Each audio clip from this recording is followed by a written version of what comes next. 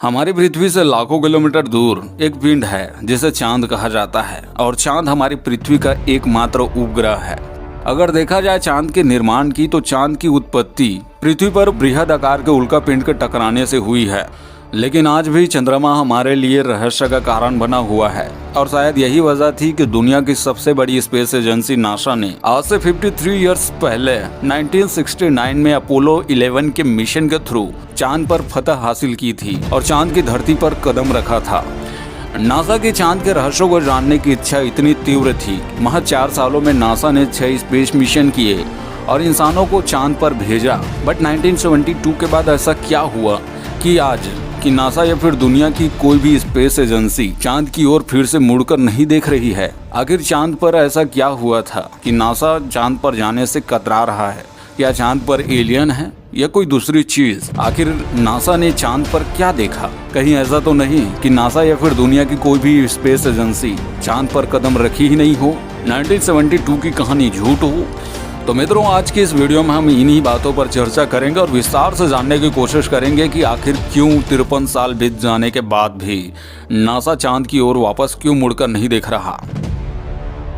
21 जुलाई 1969 ये वो समय था जब इंसान ने ऊंची उड़ान भरी थी और नासा के अपोलो 11 मिशन के नील आर्मस्ट्रांग ने चांद पर पहला कदम रखा था और इंसानों के लिए एक नया इतिहास का निर्माण किया था। नासा यहीं पर नहीं रुकी, महज 4 सालों के भीतर उसने 6 बार इंसानों को चांद पर भेजा। लेकिन साल 1972 में चांद पर पहुंचने वाले इग्नुई शरण आखिरी अंतरिक्ष यात्री थे जिसने चांद पर कदम रखा था। और आज 53 साल बीत जाने के बाद जब हम साइंस में इतनी ज़्यादा तरक्की कर लिए हैं, फिर क्यों नासा या फिर दुनिया की कोई और स्पेस एजेंसी चांद में जाने के बारे में नहीं सोच रही है?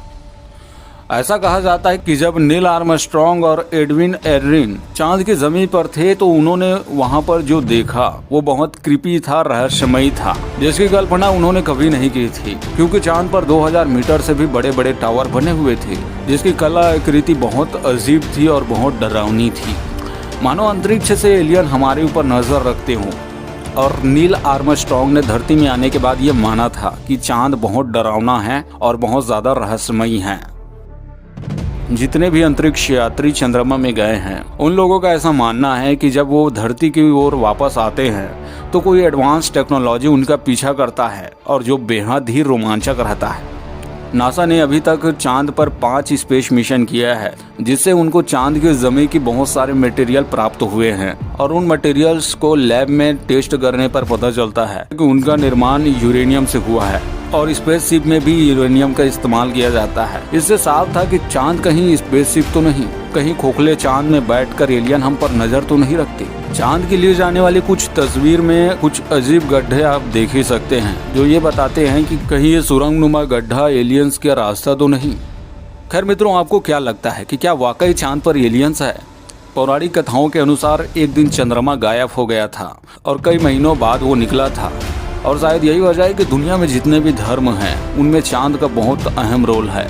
अब एक सवाल जो सोशल मीडिया में अक्सर ट्रोल होता रहता है, क्या वाकई नासा का अपोलो 11 मिशन सक्सेस हुआ था? क्या वाकई नील आर्मस्ट्रांग चांद पर उतरे थे? नासा ने पहली बार अंतरिक्ष में जब इंसान को भेजा था तब उसका लाइव प्रसारण टीवी पर लाखों लोगों ने देखा। लेकिन कई वैज्ञानिक ऐसा मानते हैं कि नासा सहित अमेरिका अपने आप को बड़ा दिखाना चाहता है और इस कारण ऐसा मानते हैं कि नासा ने केवल कोरी कल्पना की थी।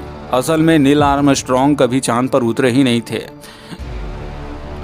आप इस फुटेज में देख सकते हैं कि नील आर्मस्ट्रांग का फ्लैग बहुत ज्यादा लहरा रहा है जबकि चांद पर वायुमंडल ही नहीं है।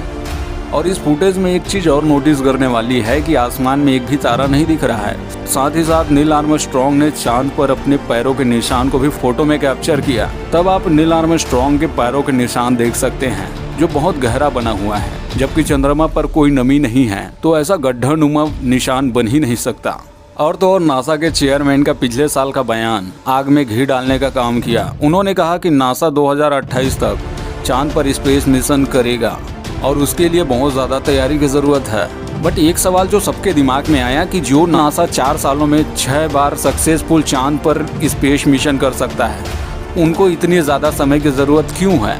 बट आज हम 53 साल बाद बहुत ज़्यादा एडवांस और टेक्नोलॉजी युक्त हो गए हैं, तो आज इतनी तैयारी की ज़रूरत क्यों? कई लोगों का ऐसा मानना है कि चांद पर जाना बहुत ज़्यादा खर्चीला है, क्योंकि चांद हमारी पृथ्वी से लाखों किलोमीटर दूर में स्थित है और चांद पर जाने से कोई खास सक्सेस नहीं मिलता है।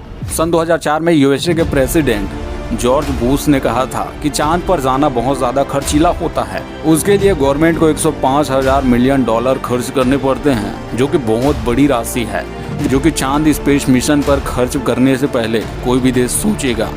खैर मित्रों, आपको क्या लगता है कि क्या वाकई चांद पर एलियंस है? कमेंट करके ज़रूर बताएं। मैं आपके कमेंट का इंतज़ार करूँगा।